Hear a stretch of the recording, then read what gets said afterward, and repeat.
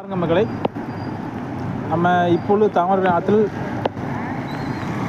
தண்ணி எப்படி போகுதுன்னு பாருங்கள்.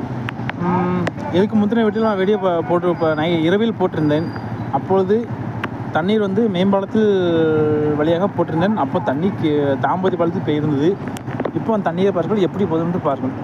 நம்ம தாம்பதி பாலத்திலிருந்து கீழ் வழியாக போய் கொண்டிருக்கிறது. நன்றாக பாருங்கள், தண்ணி அத்தனை மத வழியாகவும் தண்ணி அருமையாக போயிட்டுருக்கு. தாம்பதிய பாலத்தின் வழியாக கீழ் நோக்கி போகுது. நம் மேம்பாலம் எப்படின்னு பாருங்கள். ஆனால் இன்று 29/11/2025 தண்ணீர் வந்து இன்னும் பெய்ய இருக்குது. மழையும் பெஞ்சு தான் இருக்குது. தண்ணி எப்படி போகுதுன்னு பாருங்கள். நம் தாம்பதிய பாலத்தில் தண்ணீர் 2 நாள் முன்னாடி மேலே சென்றது. இப்போது தண்ணி வந்து கீழே போய் கொண்டிருக்கிறது. நம் ஏரல் பாலத்தில் இப்போது ஆனால் நம்ம தூத்துக்குடி மாவட்டத்தில் இன்னும் மழை பெய்து கொண்டு தான் இருக்கிறது. நல்ல மழை பெய்து கொண்டு தான் இருக்கிறது.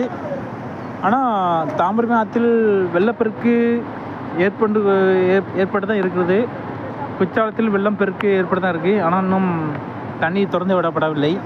ஆனால் நம்ம தூத்துக்குடி கலெக்டர்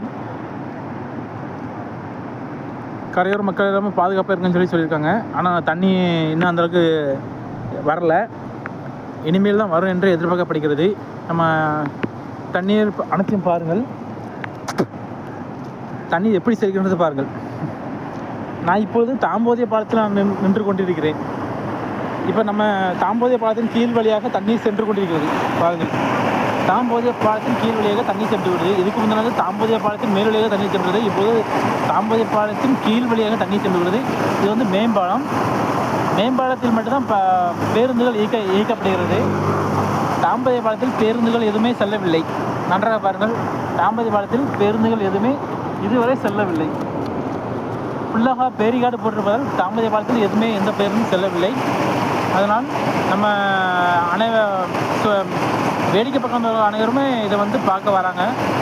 ஆனால் தண்ணி ஃபுல்லாக போயிட்டு தான் இருக்கிறது.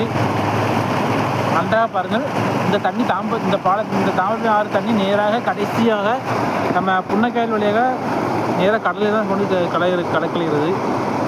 நன்றாக பாருங்கள்.